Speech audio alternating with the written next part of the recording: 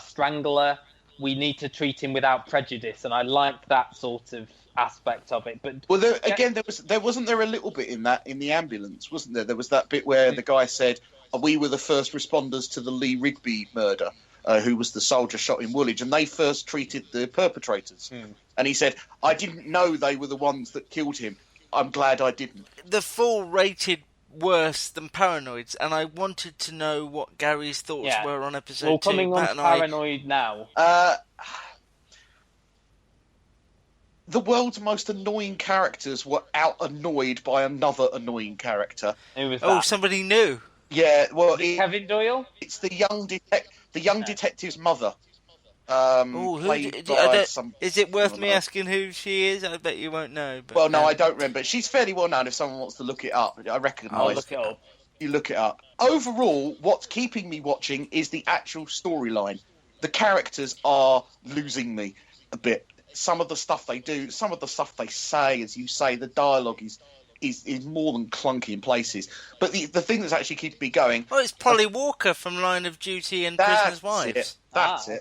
Thank you. The sort of main thing about episode 2 is the two detectives have a moment. So Luther's ex-wife and the young guy have a snog.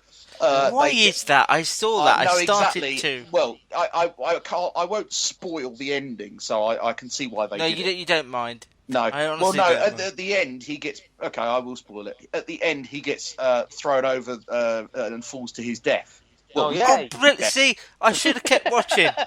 Well, again, you don't. I wanted that to happen in episode 1. Is there anything that he might live, or do we know he's dead? Well, you don't. You haven't seen that. Literally, that's the last scene you see. So you he's don't probably know. still alive. Yeah, damn maybe. it. They have this mystery reporter who has been round and interviewed all the ghost all detective. the key witnesses. Which is such a it's like the worst kids' TV program title ever. The Ghost Detective. There's so many good things about this. The good things are the fact that you've got a series of crimes you don't know the links to. You've got this kind of German subplot where the person who was killed in episode 1, her ex-husband, has also been what looks like murdered in very suspicious circumstances. And this is the first time I'm going to say this.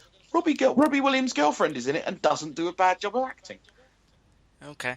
I just can't get round Nicola Schindler because I know how I've heard her speak. We've spoken to her. I know what a stickler she is for a good script, and I just don't understand. The 5 as well. But I think that's the thing. Yeah. I think there is a good script in here. It's just not being very well acted, or the bits in between. But the actual plot line is what's keeping me watching. So you'll stick with this, right? There's nothing that will put you off watching I this? will not be watching it live. It will be recorded and watched without the adverts. And as you say, probably not whilst it's on. The last couple of episodes might be, as you say, post other stuff. Have you told your friends about this podcast? Okay, here we go. No? It's just not my idea of a good time. Tell them now. That's what the people want to hear. This is the Custard TV Podcast. Good to the last drop. From TheCustardTV.com. And that brings us nicely on to the next review, Matt. He's gone. He's not there. Well, let's talk about the level then, until he comes back. Hang on, can you hear me now? Oh, no, he is there. Yes. Sorry, I'm missing myself. I was doing that link, and I was worried why Luke was doing the link. Go ahead. Where were you? I am accidentally muting my microphone. I've done that a few times during this. I did hear you. I could hear everything you were saying. That's because you're muted, not moving us. on finally to the last ITV, or the other ITV crime drama, The Level, which started on Friday night, an odd night to start a crime drama. This starred Carla Crome as a sort of quite a young detective who early on wins a medal for bravery in the field. She, as we learn early on, is sort of living a double life. On one hand, she's this really sort of well-respected copper, and on the other hand, she's got a relationship with Philip Glenister's... What's his name now? He's got an odd name. Lasso. Lasso. Because it's the same as a football, as I remembered. Yes. Lasso, who's this sort of dodgy haulage company owner. Basically, her job has been, over the years, anytime his name pops up as part of an investigation, she makes sure it disappears. So she goes to meet him just as she's getting hot and heavy with a colleague. She goes to meet him in the middle of nowhere, and he says, "I've got a problem," and then gets shot and killed, which is like a big shock because you thought, oh, Philip Glenister's going to be a big part of this series, and basically he gets shot, killed.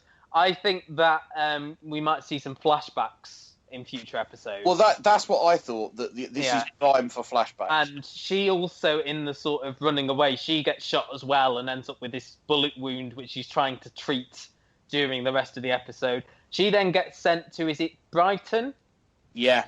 Can I just say, I love Matt's reviews, because if you haven't seen it, you don't need to. He goes through it scene by scene. Well, and this is all like relevant, I think. She goes to Brighton, where her family's from. Oddly, Gary Lewis playing her dad here, and because she grew up with Lasso's daughter, and you see her then joining the police force led by Carol Jackson.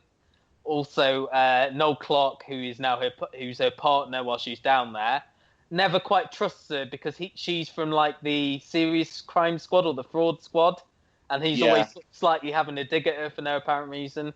And they are now investigating why Lasso was killed, what he's tied up in. There is also this woman who's had like his illegitimate child, or she thinks he's had his illegitimate child, who also gets killed in the first episode. I quite enjoyed this. I thought Carla Crone was very good in the lead role, very compelling. I liked the story where she's sort of between these two worlds. I quite liked Lindsay Coulson as the boss. I thought some of this was very brave. Unlike some other dramas that are on at the moment, there was no need to have a backstory. It didn't explain everything. Things just happened. You know, she met with Philip Glenister. You had no idea what the relationship was. I think you did to an extent. They said like he was her father figure, more of a father than Gary Lewis was to her. Sure, but there was no real explanation of what the link was, what he did at that time. That was all drawn out in the sort of investigation room. I know what you mean. When they met, you didn't know anything about it. Yeah, you went along as the viewer with the actual kind of plot as it happens. You didn't need the flashbacks at the beginning. You didn't need the commentary over the top telling you, oh, he was my father figure. You got it as it happened, and then it was explained when you got to it was sort a point. It was sort of the don't tell us, show us, and that's what they did. Absolutely, they showed you rather than told you. I don't really like the main actress, if I'm honest. Really? I kind of struggled with it, and she was quite dull and quite lifeless, and I don't know whether that's just because she was playing that part of someone walking around with a bullet wound. I think so. So, yeah, but I didn't really warm to it. This is what I think. I think it's better than Paranoid by a country mile. Okay. I think Carla Crone is interesting, but I just don't know if I'm invested in it enough to see the rest of it. I have to say, I enjoyed it in terms of it being, you know, it's not Line of Duty, it's not anything, it's not on that level of quality. But it's a good sort of escapist. It's a good sort of middle of the road crime drama. I'm going to actually use a Gary phrase. Is that there is so, and no, because I think it rings true in this instance. There's so much other good stuff on at the moment. If this was on in the summer, then I could perhaps give it. If this had been on instead of Brief Encounters. Exactly. I could have perhaps enjoyed it a bit more. But there's just so much other... There's almost too much good stuff on at the moment. It's fighting for room in a very crowded market. I can understand that. And there was a lot of dodgy performances. Noel Clarke, who I've never rated as an actor. I've never liked him. I really like Noel Clarke, but I have to admit, all you got to see him was doing his shifty-looking eye look at the woman. That's it. I didn't like him in Chasing Shadows. I think you like him because of the Doctor Who connection, let's be honest. Well, no, not only that, but I also like Adulthood and Kidult and the stuff he's done for films. I certainly don't believe him as a police officer, if that makes sense. He was a police officer in Chasing Shadows and in this... And I don't believe him as a police officer. Chasing Shadows, God. I mean, it's not Chasing Shadows, the level, is it? But it's just... What would you say, Chasing Shadows and Paranoid? Which was the worst? Oh, dear. Oh, now you're making... Chasing Shadows was worse. Because of Rhys Shearsmith. Yeah. Okay. But I'm like Luke. I agree. I will watch this, but probably not. Maybe for a couple. I might not watch this for a couple of weeks. Sorry, Gary. Paranoid or The Level? Which would you stick with, one or the other, if you had a choice? Well, he does. Which you have. Yeah. Yeah. Okay. If you were saying to me, what will I watch next week? If I had to watch one of the... If you were going to drop one and just stick with one, I would stick with The Level because I think it is, you say, better written. better characters. The plots maybe for me are a bit of a wash, but to me, it showed enough promise to continue and see what they're going to do with it next. I'm not saying I'm going to stick with all 6, but it's very rare because at the moment 8. there is something on I like every night of the week. Monday's Cold Feet, Tuesday's National Treasure, Wednesday's Our Girl and then The Missing, Thursday's The Apprentice, Friday is Google Box and Hunted, Luke. And Hunted, of course. Let's do pick of the week first. I'm going to go for Westworld. This really intrigues me. This is stars Anthony Hopkins. It's a HBO drama about a futuristic amusement park where visitors are allowed to fill out fantasies. It sounds very bland, but actually it's based on a really good film starring Yul Brynner. And a lot of people have been christening this the new Game of Thrones, so it has me intrigued. Tuesday at 9 o'clock on Sky Atlantic. Louis, I don't know when this podcast will be posted, so apologies if it's been on by the time you hear this, but Louis Theroux's Savile documentary, that's what it's called, Louis Theroux Savile. You may remember a few years ago in 2000 he did When Louis Met Jimmy. Why this is so brilliant is because it puts Louis Theroux in the spotlight. He spends the whole hour and 15 minutes of the documentary just questioning why he was not able to see some of the things that he sees now and why he didn't uncover more. It also has a lot of unseen footage, not only from when they filmed the original documentary, but also when Louis would film with him. They sort of stayed in touch and he had an idea to do a follow-up documentary. So there's a lot of footage. It is very, very creepy, but very well done. There's lots of interviews with the victims. There's also people who work with Jimmy Savile who are still in complete denial about the whole thing. I keep saying it, every time Louis Theroux comes back, you think, oh, this won't be as good as his last one. And it always really is. Actually, I'll do a different pick of the week. Everyone knows it's on, but The Apprentice is back on Thursday. 9 o'clock. 9 o'clock. Also, you got retweeted by Louis Theroux this week, didn't you? I did, yes. Ooh. Thank you, Mr. Theroux. By the way, I've seen The Apprentice candidates, and I'm going for Unibrow as my winner. What? Oh, I thought it was your new look. No, thanks. I can't remember his name, obviously, but the guy with the unibrow. Quiz? Okay, this is Gary versus Luke, which, as I said, had less of a ring. Take it away, Matt. He's gone again. He's muted himself. Matt, you've muted yourself. Come back. Am I here again now? Yeah, you're here. Yes! At least this time we knew what was going on. Gary versus Luke is all based on old podcasts. Anyone who wants to listen to the podcast this is based on, it's still all on iTunes. I based this on the August 26, 2012. So that's the Olympics. It was a classic, if I remember. This was the first week back from the Olympics. So, Luke, this was back after the Olympics. There were a couple of things you didn't understand about the Olympics. 2 specific events. Can you name either of those events, or both of them? Do I get the chance to steal if he doesn't get it? Do I get the chance to steal if he doesn't get it? Beach volleyball, but specifically...